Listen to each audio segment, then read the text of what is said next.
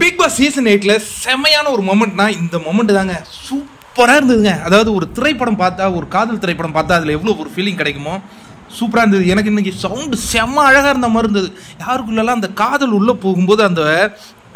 போகும்போது நம்ம முகத்தில் ஒரு தேஜஸ் கிடைக்கும் இல்லையா, அதெல்லாம் நான் பார்த்தேங்க சவுண்டுக்கிட்ட. ஐயோ சூப்பராக இருந்தது. ஒவ்வொரு சீனும் செமையாக இருந்தது. எப்படி நடந்தது லைவ்ல சில பேர் மிஸ் பண்ணியிருப்பீங்களா, நான் கூட மிஸ் பண்ணிட்டேங்க. நான் இப்போ தான் இந்த வீடியோ பார்த்துட்டு நான் ரிவ்யூ பண்ணுறேன். செமையாக இருந்தது. ஐயோ ஒரு லவ்னாலே எனக்குலாம் எப்போதுமே பிடிக்கும். அதுலேயும் நல்ல லவ்லாம் எனக்கு ரொம்ப பிடிக்கும். இது செமையாக இருந்ததுங்க. எப்படி இருந்ததுன்னா வழக்கம் போல தான் விஷ்ணு வந்து அவர் பாட்டுக்கு எல்லாருக்கும் டக்குன்னு ஒவ்வொரு விஷயமா சொல்லிட்டு தான் இருக்காரு. எல்லாரும் அவர்கிட்ட கேட்குறாங்க. ஏன்னா விஷ்ணுவை பொறுத்த வரைக்கும் ஒரு அற்புதமான பிளேயர். நம்ம லாஸ்ட் சீசன்லேயே பார்த்தோம். அந்த ஒரு ரெட் கார்டு இஷ்யூஸ் மட்டும் வரலன்னா விஷ்ணு வந்து ஃபைனலில் அந்த 4-5க்கு பதில் மேலே கூட வந்திருப்பாருங்க. அதுக்கெல்லாம் வாய்ப்பு உள்ள நல்ல பிளேயர் தான், நல்ல மனுஷனும் கூட. ஏன்னா அவருடைய காமெடி சென்ஸ் வந்து சூப்பராக இருந்தது. அதெல்லாம் அவர் ஃபர்ஸ்ட்லேருந்தே எடுத்துகிட்டு வந்திருந்தா இன்னும் நல்லா இருந்திருக்கும் அப்படிங்கிற மாதிரி நம்ம ரிவ்யூவில் சொல்லியிருந்தோம். இந்த ஒரு மொமெண்ட்டு, அதாவது சௌந்தர்யாவுக்கு பிடிக்கும் போல இருக்கு. அவங்க அன்ஷிதா கிட்ட தான் டிஸ்கஸ் பண்ணுறாங்க. உடனே அவங்க தான் அந்த ஒரு ஐடியா, இதை ஏதாவது ஒன்று க்ரியேட்டிவாக பண்ணணும் முன்னாடி அந்த மேரி மீ அப்படிங்கிறத ஒரு சாக்லேட்டோ பிஸ்கெட்டோ ஏதோ ஒன்று வச்சு பண்ணுறாங்க. உடனே போயிட்டு நேராக அவங்க அப்பா கிட்ட தான் கேமராவில் கேட்குறாங்க. அப்பா, எனக்கு பிடிக்கிறதுலாம் உங்களுக்கு பிடிக்கும், இருந்தாலும் நான் சொல்கிறேன். ஆனால் இவங்க 2 பேரும் நல்ல ஃப்ரெண்ட்ஸு, நிறைய இடங்களுக்கு வந்து போயிருக்காங்க. உண்மையிலே ஃப்ரெண்ட்ஸு. அந்த பாண்டிங் நம்மளால் உணர முடியும். எனக்கு பிடிக்கும் விஷ்ணுவை, இந்த பிக் பாஸ் வீட்டில் சொன்னால் நல்லா இருக்கும் அப்படின்னு நான் ஃபீல் பண்ணுறேன். ஏன்னா அவனும் பிக் பாஸ் வந்திருக்கான், நானும் இப்போ பிக் பாஸில் இருக்கேன் அப்படின்னு சொல்லிட்டு பர்மிஷன் அவர் எங்கேருந்து ரிப்ளை பண்ண போகிறாரு.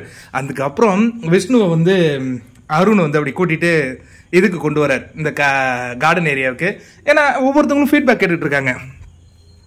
அவர் கேட்டுட்டு வர்றாரு. அதாவது நம்ம சொன்னது தான், 3 வாரம் நீ எம்பியா இருந்த, அதுக்கப்புறம் நீ ஒரு சேஞ்ச் ஓவர் பண்ண, நல்லா இருந்தது, அதுக்கப்புறம் டப்புன்னு விட்டியப்பா அப்படிங்கிற மாதிரி அப்படி பேசிக்கிட்டே இருக்கும்போது சவுண்டு அது அவங்களுக்கு என்ன வைக்கும், நீங்கள் சவுண்டு இவ்வளோ வைக்கப்பட்டு பார்த்துருக்கவே முடியாது.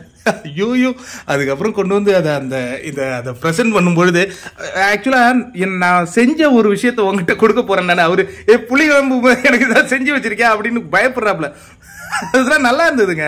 இந்த சீன் முழுவதுமே அப்படியே நான் உண்மையிலே ரசித்தேன். என்ன மாதிரி யாரெல்லாம் உண்மையாக, அதாவது என்னன்னா, இது வந்து நம்ம இவங்க ஃபேனு அவங்க ஃபேனு, இவங்களுக்கு இவங்க தான் ஜெயிக்கணும் அவங்களாம் ஜெயிக்கணும் அதெல்லாம் மறந்துட்டு அந்த ஒரு மொமெண்ட்டை என்ஜாய் பண்ணுவோம் பார்த்தீங்களா. எனக்கு இந்த பிக் பாஸ் சீசன் 8ல் இந்த மொமெண்ட் அவ்வளோ அற்புதமாக இருக்குது. இந்த மாதிரியான ஒரு ப்ரொபோசல் இவ்வளோ பியூட்டிஃபுல்லாக இருக்குது தெரியுமா. இதாங்க அந்த புரிதலில் வரும்பொழுது டக்குன்னு அதை காட்டிடுறாங்க. இப்போ என்ன பதில் சொல்ல முடியும் விஷ்ணுவால?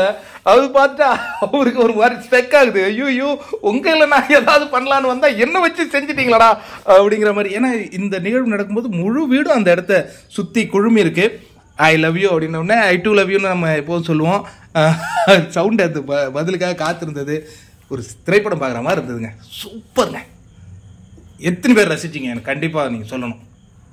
ஐ ஆம் செம ஹாப்பி.